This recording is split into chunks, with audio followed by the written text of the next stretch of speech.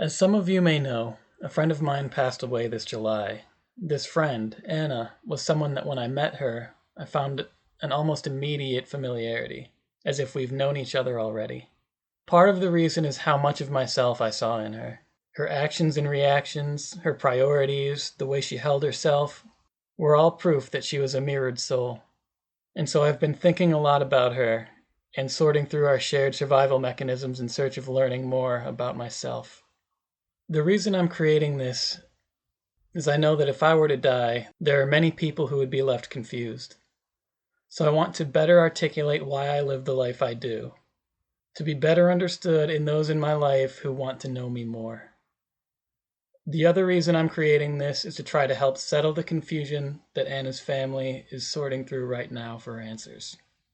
One of the most difficult things about losing someone you love is the lack of closure. The not fully understanding the catalysts that led to the end, and no longer having the one person you could ask. I hope to relieve some of that stress, and it's time my loved ones have a more naked understanding of why I live the way I do. Please know that I cannot speak from her mouth, but I am a mirrored soul speaking from my own, in hopes to illuminate your understanding. I can tell you what I know from Anna's perspective through conversations we've had, as well as speculate based on the many similarities we shared in feeling and philosophy. I know it's not my place to say anything to Anna's family, and I mean no disrespect, and that if any of my speculations about Anna are known to be incorrect, please disregard them. I do not believe that I know Anna better than her family and friends back home. I am confident, however, that I can articulate the parts of Anna that would be most confusing to people who try to play it safe in life. But since I'll be discussing heavy subject matter that may paint Anna in a more depressive light than she deserves, I think it's important to introduce her to those who never had the fortune of meeting her with the post I made the day I heard the news that we lost Anna to overdose. So sad to think that I won't get to see you again along our travels. I want to thank you for being such a lovely, gentle, and authentic person. There are moments we shared that I will never forget. Rushing the streets at night to find shelter in the pouring rain when we didn't bother setting up camp because we were having too much fun all day. The night we all giggled on the rooftop as we drifted off to sleep. When we twerked to styrofoam didgeridoo music in broad daylight. The way you looked at me when you threw your arms out to embrace me from 20 feet away when we rendezvoused in the forests of Vermont. The sight of you holding the same glass of white wine I almost stole. The raspy high-pitched tinge in your excited voice. When we reclined on the rocks in the sunlight, enjoying the sounds of the stream. Our tired bodies carrying the weight of our packs too far, sharing the heat of bonfires, the sight of stars, and river swims. You were genuine, wild, loving, and courageous. These memories are mine to keep, and I thank you for them. I'm glad I got to tell you how proud I was of you, but you'll never know how much. When you gave the young addict in California a night of heartfelt conversation, it was a connection, an escape from the drugs he used to escape loneliness. And for him, you were an angel that night. And maybe this is the best thing we can learn from you. That our vices are coping mechanisms. Our addictions are so often substitutes for connection. And the most powerful thing we have is the ability to open our hearts and let someone in. It saddens me that to most of the world, you may just be a number in an overdose statistic. And because they haven't met you, they don't know what treasure was lost when the world lost you. I thank you for being so loving despite the constant wrestling with inner demons. I know your time here was not comfortable. Your gentleness and your kindness was evidence of the emotional pain inextricable from the beauty of your character. And I can at least be thankful that finally, you feel the relief you've deserved for years. Though I'm sad to see you go, I'll gladly carry a piece of your heart within me. Please keep the shard of mine that's buried with you. Rest in peace, Anna. I think the reasons I got as close as I did to Anna in such a small amount of time was because I was someone who wasn't going to be a permanent part of her life. We would travel together for a few weeks, maybe a little over a month, and then split paths.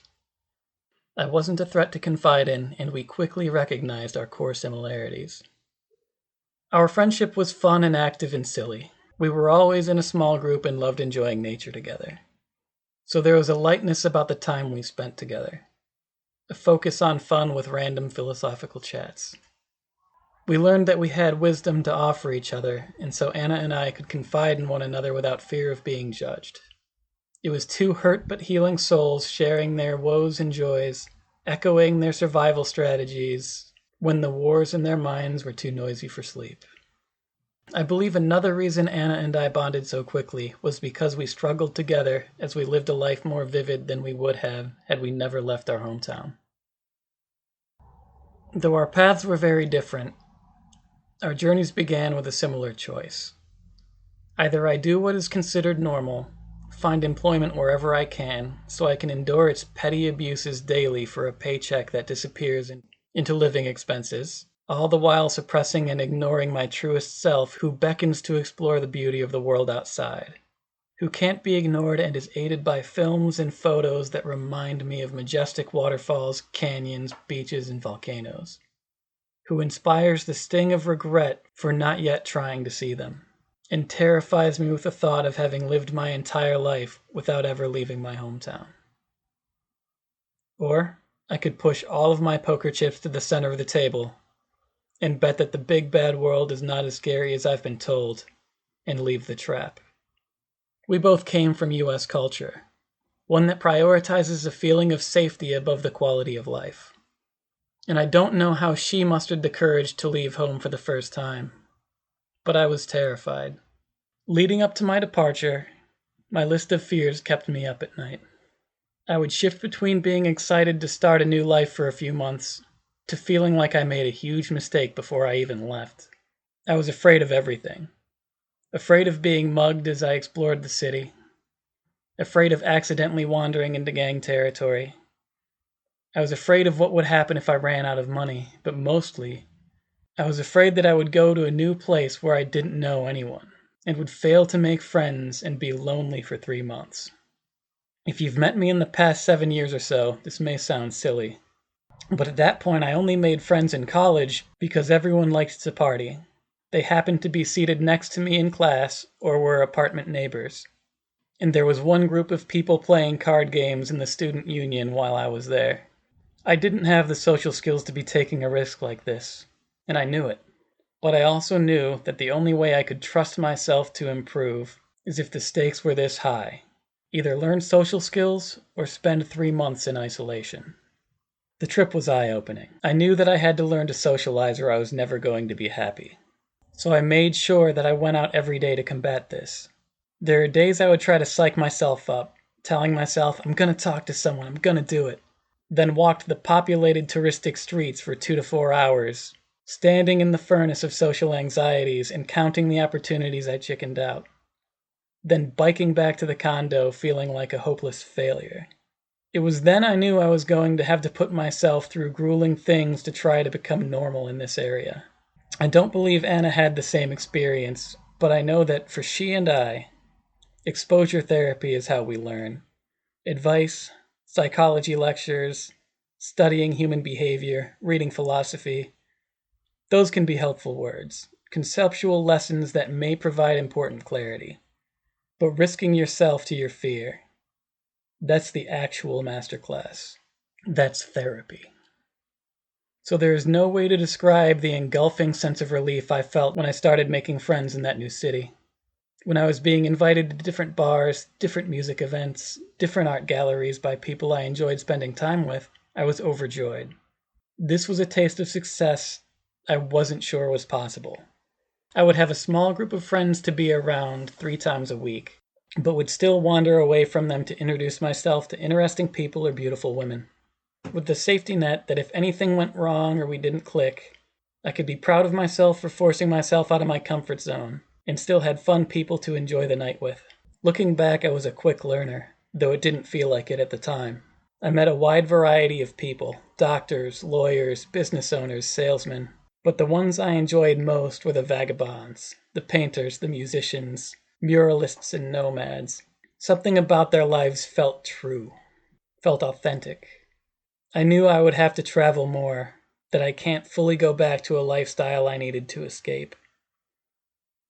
That trip was the only financially secure one I've ever gone on.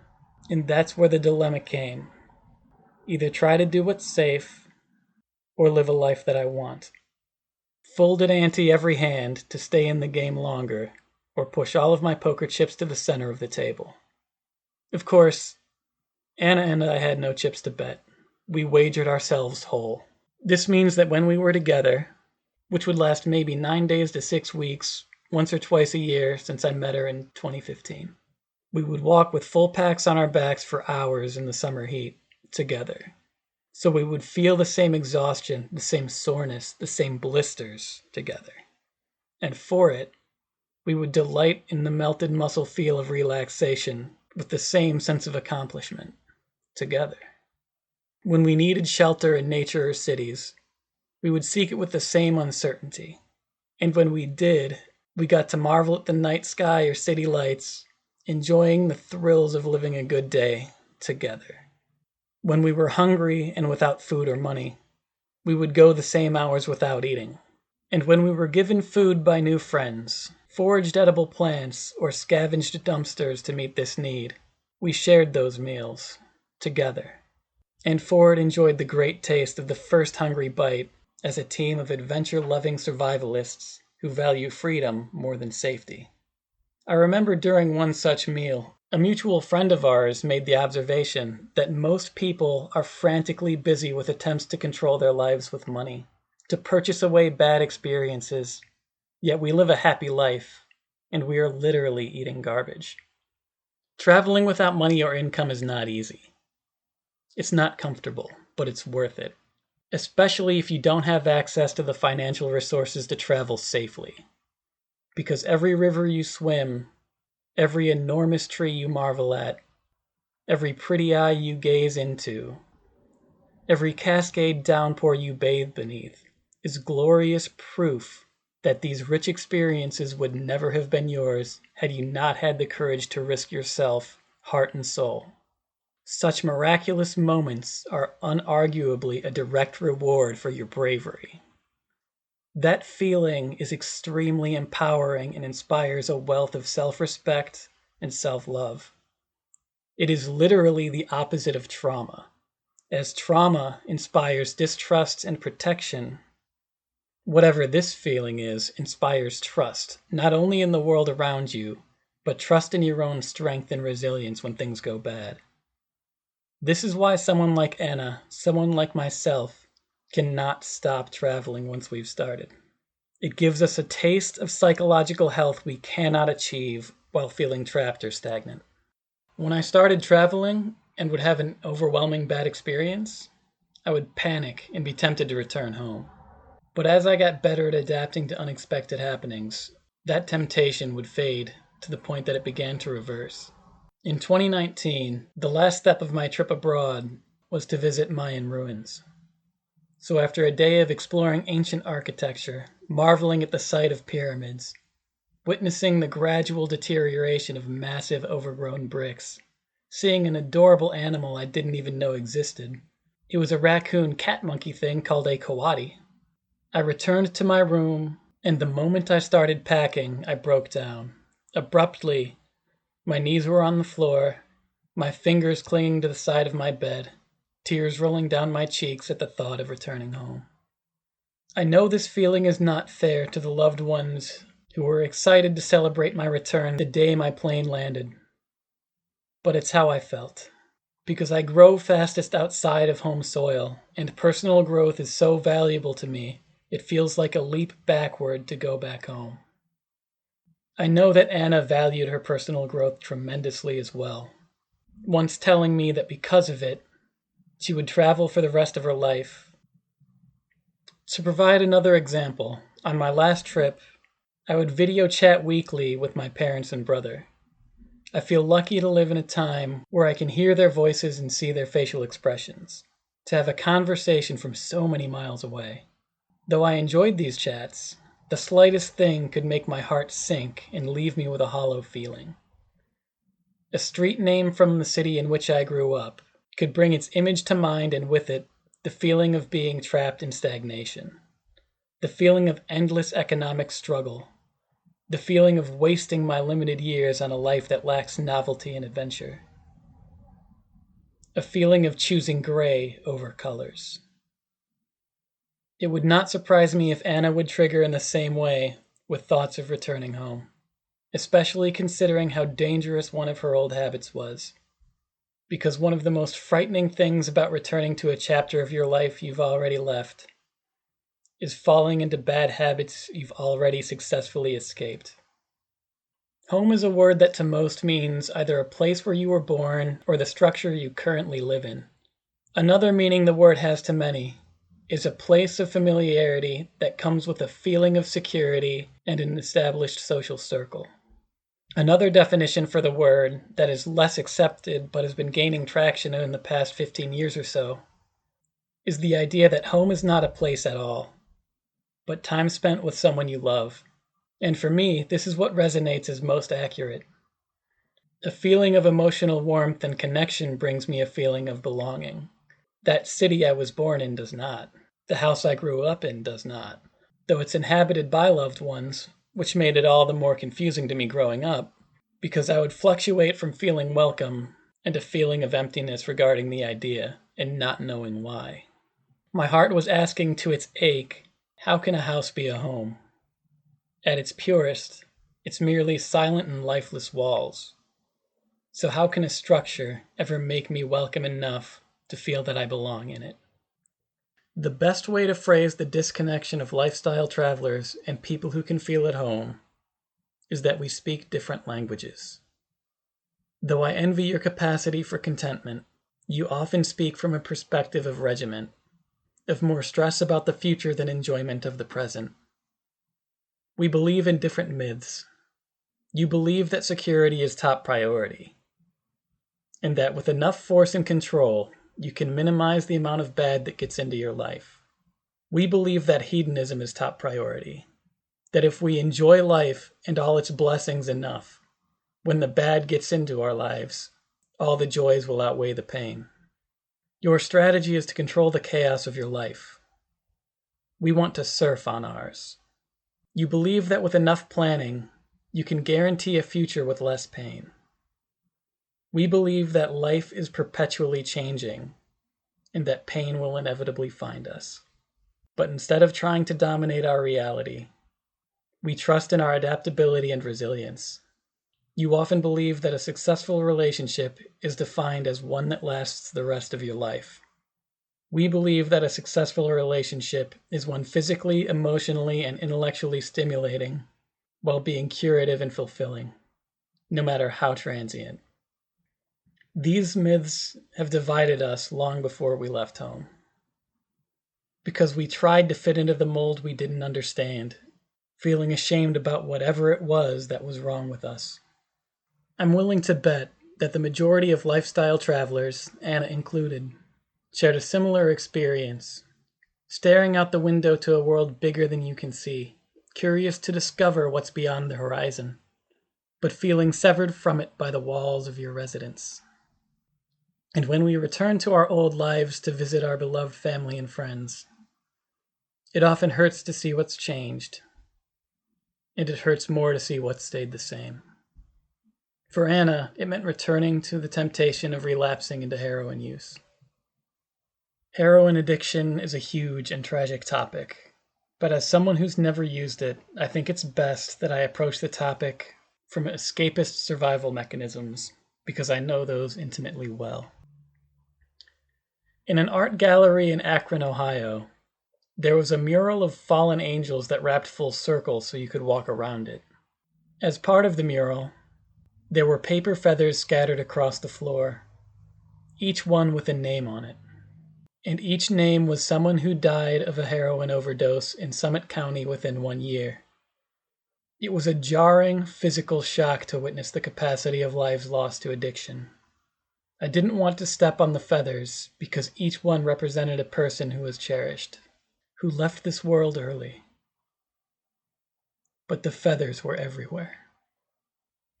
The term addict carries with it connotations of insult, often seen as lesser people who choose to throw their lives away. But I oppose this notion because, neurologically speaking, every single person on this planet is an addict, whether they've ever used illegal drugs or not. You are, of course, addicted to food. So when you eat, your brain communicates satisfaction across your body by flooding you with neurotransmitters that give you a pleasant experience. Your body does this to reward healthy behavior, to keep you compulsively coming back for more. Unfortunately, there are unhealthy substances that trigger the same communication. And naturally, we tend to use anything that gives us that feeling as a substitute for what we truly lack, regardless of whether or not we even know what deprivation we are coping with. But you can be addicted to anything enjoyable. The pleasure and pain response within your limbic system is the only real gateway to addiction. Even if you've never used drugs, you've been getting high your entire life. You've been high on laughter. You've been high when you've had a crush on someone. You've been high when having sex. High when entranced by a book or film.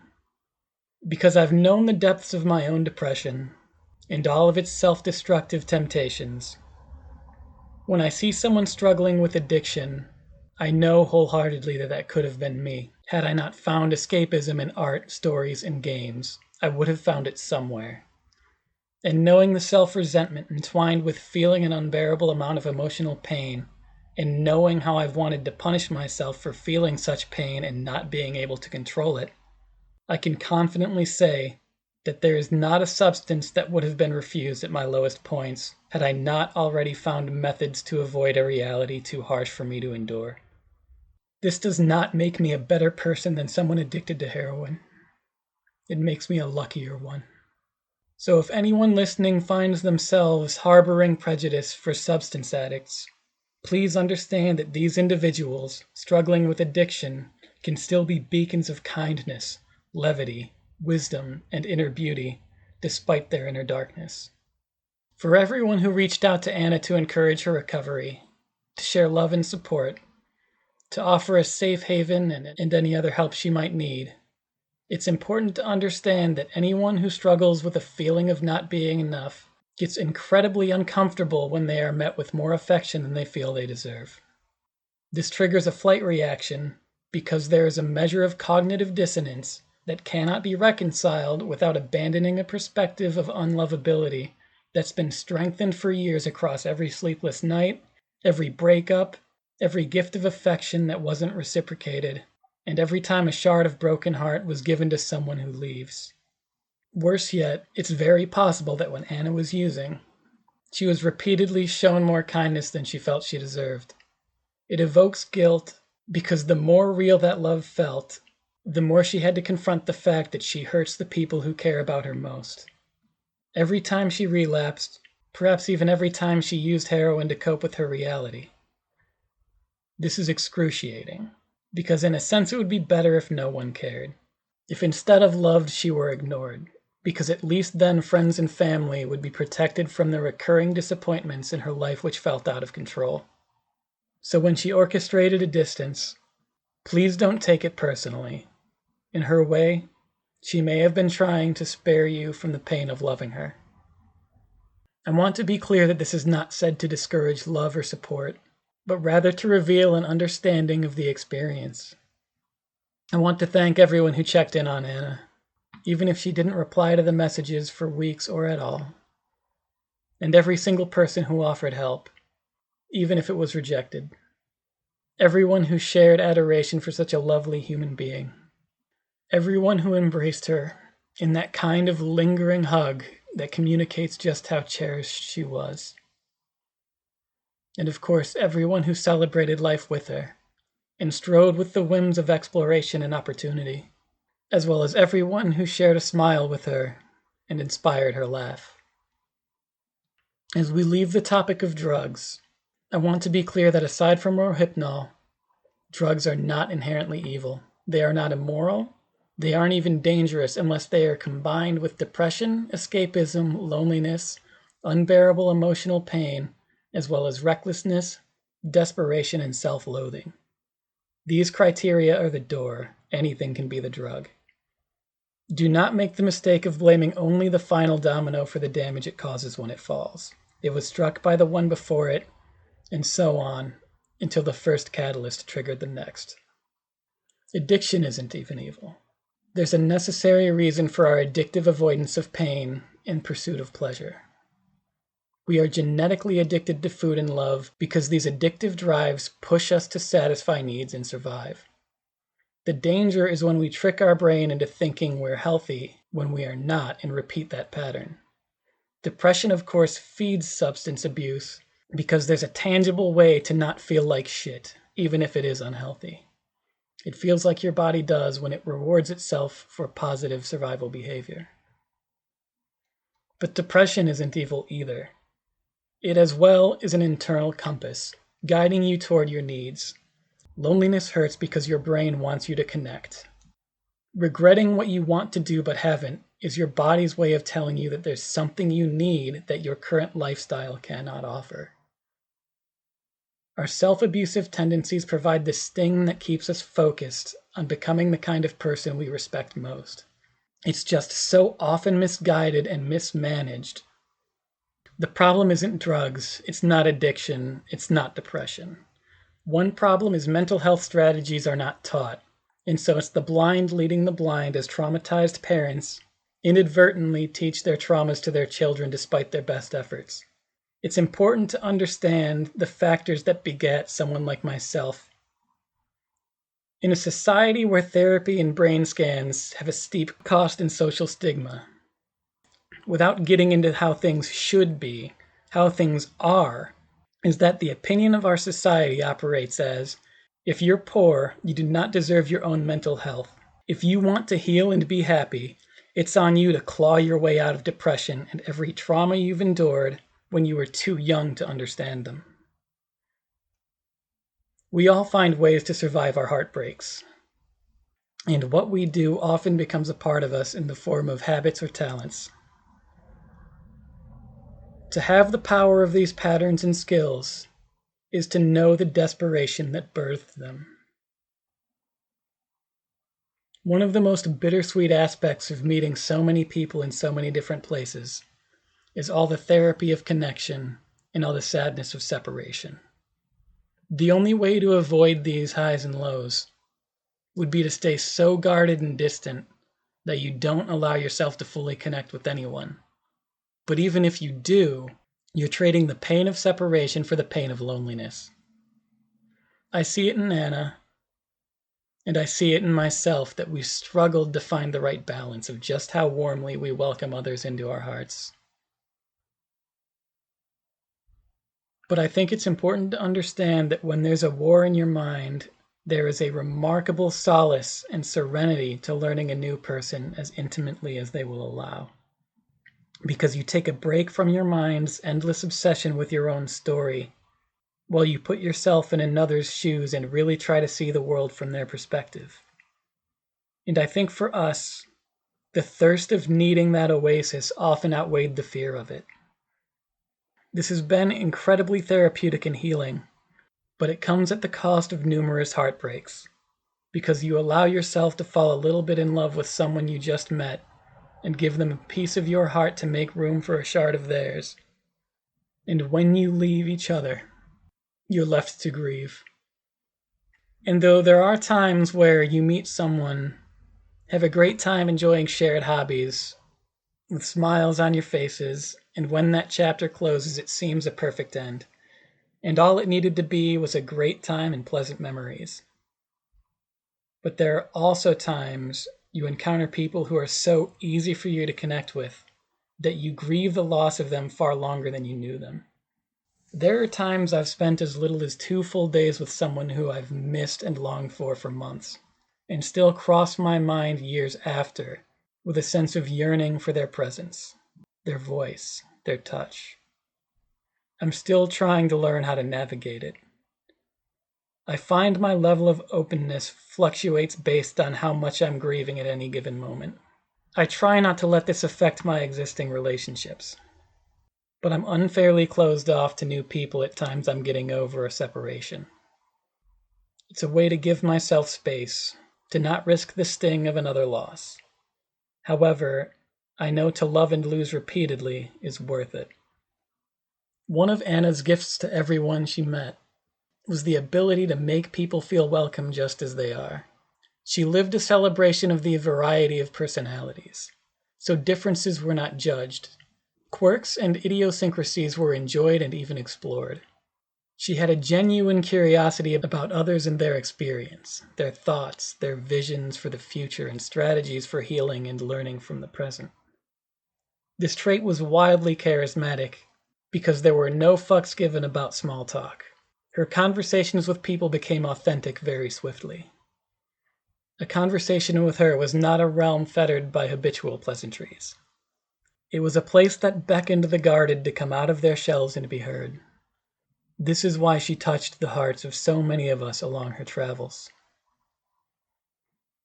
But like I said, to have the power of these patterns and skills is to know the desperation that birthed them.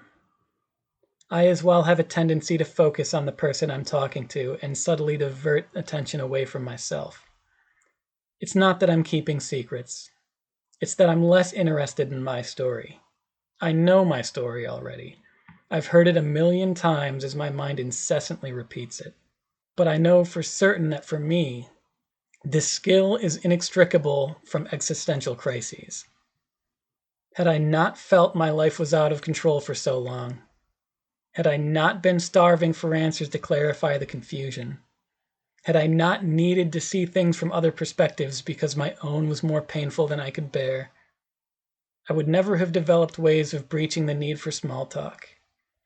I wouldn't have had the drive to learn the experience of others that manifested in asking real questions regarding lifestyle philosophy. This of course means that I would not have gotten so close to nearly as many people, had I not had death wish level emotional pain I needed to escape. And it's hard to admit because it feels unfair that in a sense, these dark epiphanies that shattered my identity are to thank for so much of the intimacy I find in my adult life. On that same note, it would not surprise me if part of the reason Anna was so warmly welcoming as an environment of non-judgment is her struggle with heroin addiction.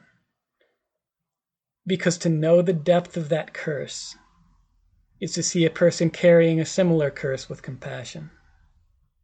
I don't want to sound like I'm justifying or thanking addiction or trauma, but it's clear to me that how we as individuals adapt to our pain and trauma often blossoms into positive change as we heal.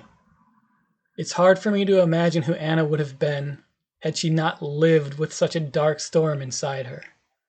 I mean, how can she have been as strong as she was, as intrepid as she was, as free as she was without it? I look back at my own past, and there's no way I could have become who I am without my negative experiences. For the past 9 years, I've actively improved my ability to start conversations with strangers. I try to keep an eye out for lonesome people to invite into whatever I'm doing or about to do. I've brought people into friend groups and even merged new groups of friends on multiple occasions. But the fact is, the desire to be a conduit for everyone to be included would never have crossed my mind had I not known and lived in a feeling of isolation. In the most recent return to my hometown, I decided to make space by cleaning out my past in the form of belongings. I was confronting so many memories as a result. It was an emotional roller coaster of nostalgia. I was sifting through concert stubs, wristbands from game conventions I attended with friends, ticket stubs for hockey games I enjoyed with my parents, intentionally absurd handmade hilarious Christmas cards, humorous doodles given to me by former classmates, medals I won while running the 110-meter hurdles, the collar tag that belonged to my first cat, the ignition key to my first car, photos I developed in my high school darkroom, and remembering who I was spending time with when the photo was taken, pictures of former lovers, a necklace from my very first relationship that she gave to me so I wouldn't forget her, as well as an adorable love letter that I kept. The photo of an English teacher I adored because his overacted presentation of his scholarly persona would make me laugh until my sides hurt. A tragically large collection of notebooks littered with self-improvement projects. A variety of handmade crafts made as gifts to me from people I haven't seen in years, because I let those relationships fade as I shifted my priorities and struggled for a life that offered more. My old life was not a bad one. I just knew that I had one chance at this life and didn't want to look back knowing that I didn't even try to explore the world. Again, I'm not the kind of person who can feel at home.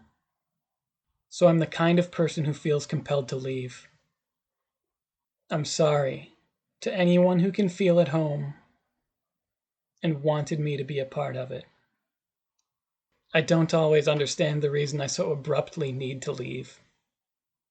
I just know that the most common thought that I have in regard to leaving is, there's no love for me here.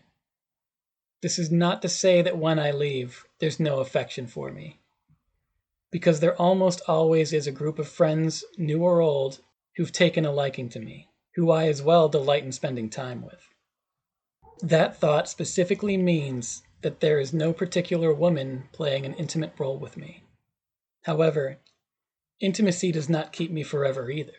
I remember one occasion a few years ago, I was holding a woman in my arms in the morning light that shined through the curtains, loving that moment, and still feeling the need to leave because I made vague plans with a friend a few states over.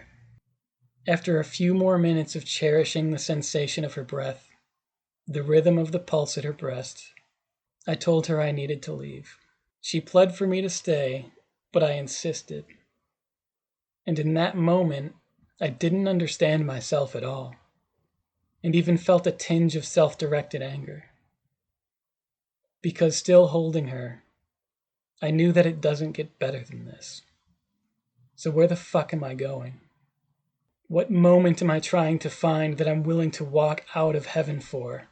For me, the relentless storms inside my mind are most calm when I'm touching a woman. The toxic thoughts that have fed my inner demons for decades have no place. And for it, those demons who starve for love can finally lay to rest. I have an acute awareness that in this moment, my life is perfect. Being with a woman is like finding solid ground when I've been fighting for balance in a residual earthquake. But I hate dependency in myself, and often deprive myself of such havens by orchestrating a distance and pushing away when someone gets too close. I have a fear of being loved, which sucks because I also have a fear of not being loved. In my defense, most of my self-sabotage is on autopilot and behind the scenes. However, it's my responsibility to delve into it, learn it, correct it, and heal. What I do rationally understand is I know that loving me comes with a cost.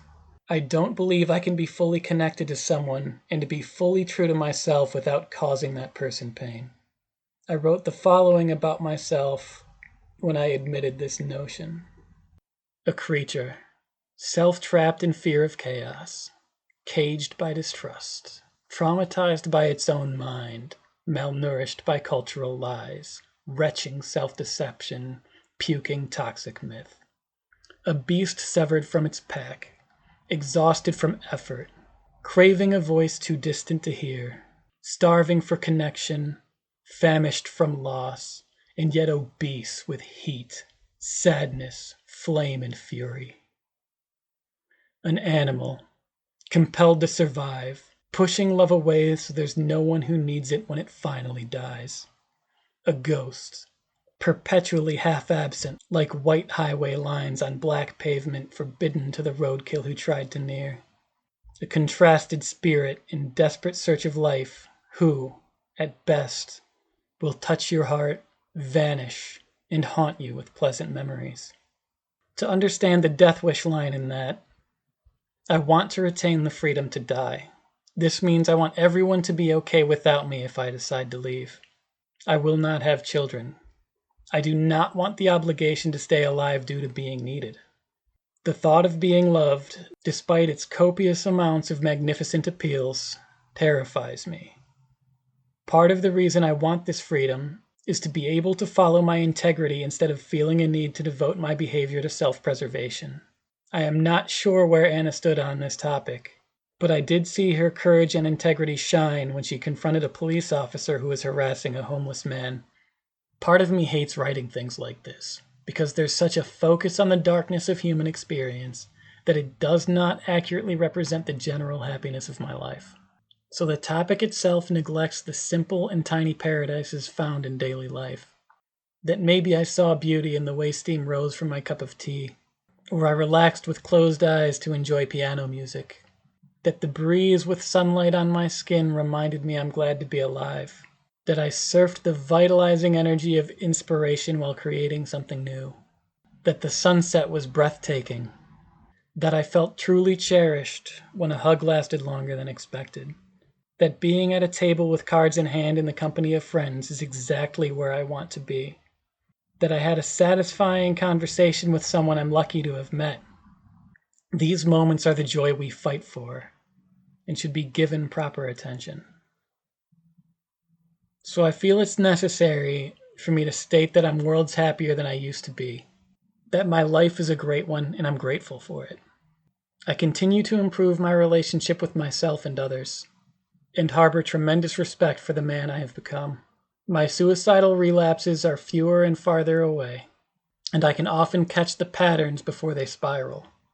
I've already seen more beauty than I've thought possible, and am still blessed to witness more. I've shared countless amazing moments with wonderful people and still am. I've found paradise throughout nature's many time, and that's only the tip of the iceberg. I've cultivated what I love to do into careers.